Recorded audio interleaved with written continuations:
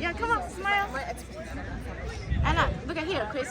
Smile. So this is our control board. So basically what we have here is this is the path for a robot. Wow. And here, let's start from the top to go to the bottom. So one innovation we have is we use TensorFlow object detection to find the position of the team prop at the beginning of the match. This way, we know where the robot knows where it should go. So here, as you can see, this is just an illustration, but we see if it's left, middle, right, and we feed it.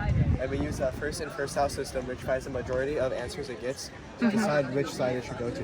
Wow. Now, we have a multifunctional arm and slide and claw system. It's a linear slide that has a claw at the end and it has a wrist. Now, what we do is we can pick up pixels, we could drop pixels, and we can play the robot. So our main game objective is on this claw. One disadvantage is if it breaks, then we lose a lot of functionality, but the main advantage, which overpowers the disadvantage, is that it's very efficient and does not take up any space and it's easy to repair because we 3D printed everything basically. So Wow. as you can see right here, this is a robot placing the person. Nice. We used some math. I think it's here. This is math, and there's more on that side. I'll just talk to you right now. What else can your robot do? What else can we it can do? launch a paper airplane in a precise area, and we do that. We land the robot up here, and up here, and it shoots into this tiny area right here. Is very precise. Wow. You get 30 points for that.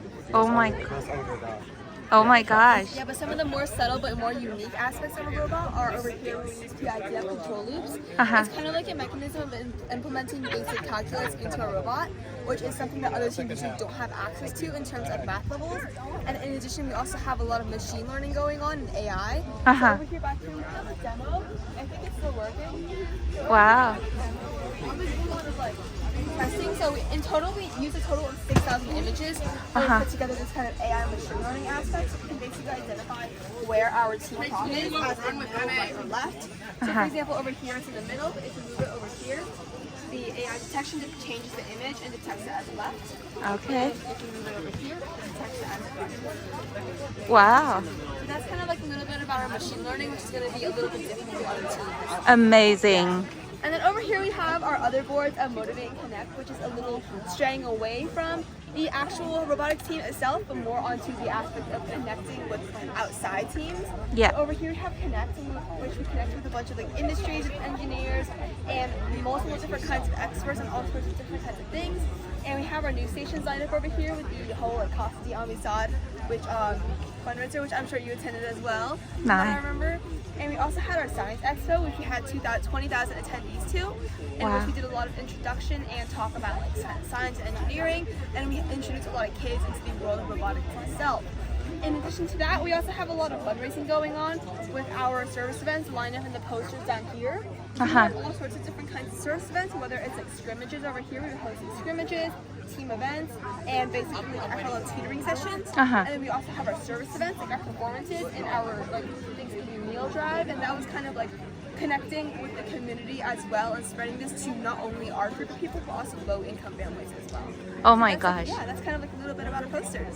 How long have you guys worked on this project for this competition? Yeah, this season started in, I believe, the August-September range.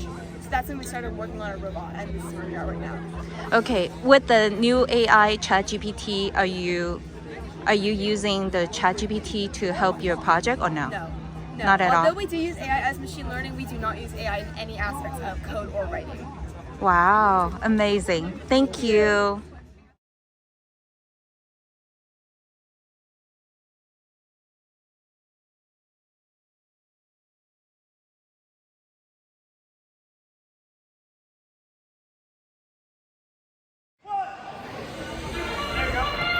And here we go with the contest, part 2. We see a few teams managing to correctly place that purple pixel on the spike part, though, earn them the additional bonus points. Now we see teams going to the back drop to place the preloaded pixels. 18365 looks like we've come a little bit wide with the preloaded code, so they're not placing on the back drop stage with their partners, the Pyrobot. And so as we move into driver control, no score remaining on the back drop during the final period. We have got scores of 29 to 34 in favor of the red. As you move here into driver control, we see our first score coming into place for the high spots here at Pacific Ridge School, getting a purple pixel placed on the board. Right behind them, though, the Blue Alliance looking to place a yellow pixel. They just missed their mark. It's the Crowcross out of St. Louis High School. Their partner, though, is Green Griffin, managing to get their first purple pixel off the board. Say that 3 times fast. 1 minute, 20 seconds remaining on the clock, and we've got more placements coming to play out of the Blue Alliance side. The Green Griffins are trying to hold the freeload on the field. The robot is allowed to hold 2 pixels at a time, and that's why you see teams have optimized their claw design to hold exactly 2. 1 minute remaining on the clock. Green Griffins trying to pull from the field right behind them, trying to get into the wing. Hold the human player is Dapper Rover. The Blues get 1 purple pixel, not quite the second, and because 45 seconds left on the clock. Little slow out the game, only a difference of 1 point between red and blue right now. As we come close to the end game, we'll see if those differences change as we get the drone flying and the robot kicking.